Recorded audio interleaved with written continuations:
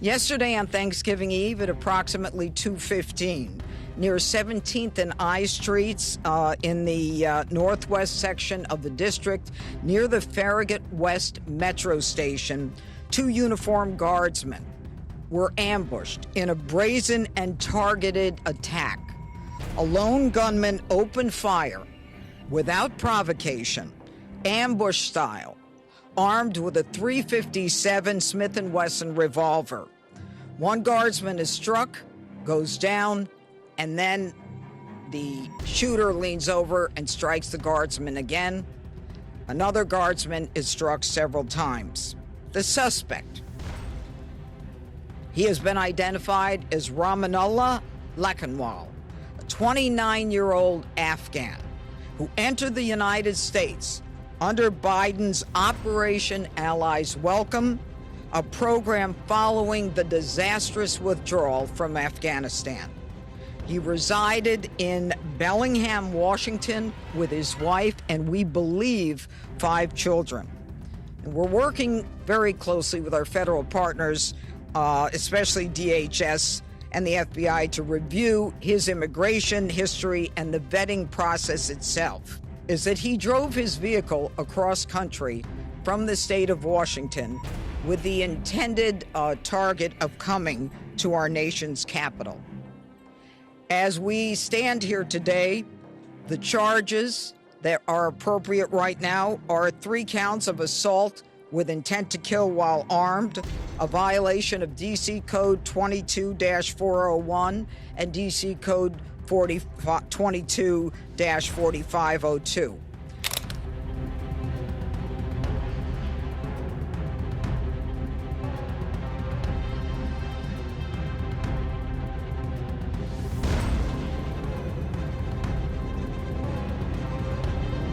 Thank you all for being here on this difficult day. As you know, my name is Jeanine Pirro. I am the United States Attorney for the District of Columbia, and I am joined here by several individuals who represent agencies who have been working around the clock since this horrific event happened. To my left, we have the director of the FBI.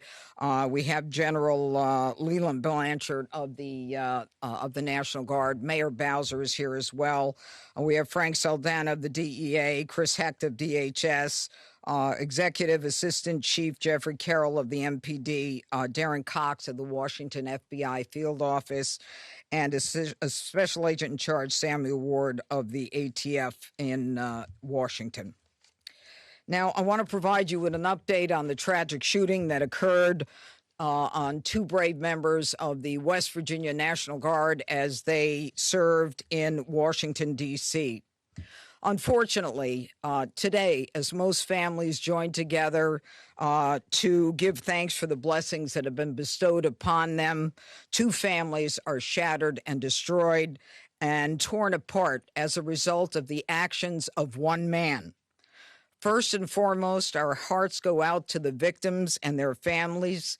These are dedicated service members who were performing their duties in service to our nation, and they are currently in critical condition. They have undergone surgery. We pray for their well-being as they continue to be cared for in the best possible way. We have been in constant contact with their families and have provided them with every resource needed during this difficult time. The 2 National Guards men that we're talking about are Sarah Beckstrom, who's 20 years old, and Andrew Wolf, who is 24 years old. They were uniformed members of the West Virginia National Guard, and they were in D.C. to keep D.C. safe, pursuant to President Trump's executive order to make D.C. safe and beautiful. They answered the call, they took the charge, they volunteered, they put their lives on the line for people they don't even know. And that, unfortunately, is becoming a reality more and more for the members of law enforcement. Yesterday on Thanksgiving Eve at approximately 2:15, near 17th and I Streets in the northwest section of the district, near the Farragut West Metro Station, 2 uniformed guardsmen were ambushed in a brazen and targeted attack. A lone gunman opened fire without provocation, ambush style, armed with a .357 Smith & Wesson revolver. One guardsman is struck, goes down, and then the shooter leans over and strikes the guardsman again. Another guardsman is struck several times. Fellow guardsmen who were there responded immediately, engaging the suspect, neutralizing the threat, and subduing him at the scene. He was transported to a local hospital where he remains, as we speak, under heavy guard. Thanks to the swift and coordinated response of the National Guard and the Metropolitan Police Department, no additional victims were harmed, and the scene was secured within minutes. The suspect, he has been identified as Rahmanullah Lakanwal, a 29-year-old Afghan who entered the United States under Biden's Operation Allies Welcome, a program following the disastrous withdrawal from Afghanistan. He resided in Bellingham, Washington, with his wife and, we believe, 5 children. And we're working very closely with our federal partners, especially DHS and the FBI, to review his immigration history and the vetting process itself. What we know about him is that he drove his vehicle across country from the state of Washington with the intended target of coming to our nation's capital. As we stand here today, the charges that are appropriate right now are 3 counts of assault with intent to kill while armed, a violation of DC Code 22-401 and DC Code 22-4502. He will also be charged with possession of a firearm during a crime of violence. He faces 15 years under the assault with the intent to kill. We intend to continue monitoring what the charges will be, depending upon the well-being of the guardsmen. We are praying that they survive and that the highest charge will not have to be murder in the first degree.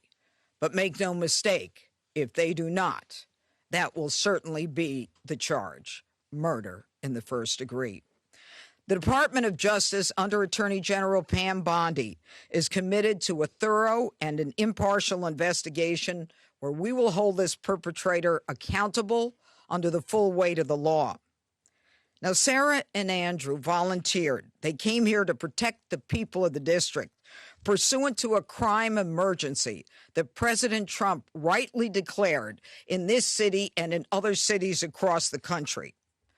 Our nation's capital should not and must not be a place where evil comes to commit violence, whatever their cause or motive may be. We should not have to live in fear in the nation's capital, especially by one who came here from a foreign country. Through a process that was so absurd that he came through and released into this country, as many were, knowing virtually nothing about his vetting. This is what happens in this country when people are allowed in who are not properly vetted. These guardsmen and all who are here to protect the district are the line that separates a civilized society from a barbaric one. They are the ones who stand for law and order. This was not just an attack. It was a direct challenge to law and order in our nation's capital. And the individual will be made fully accountable. And though it seems that we have been here before under President Trump, make no mistake, and the Attorney General, we will not allow this to be normalized. It will be confronted, condemned, and prosecuted to the full extent of the law.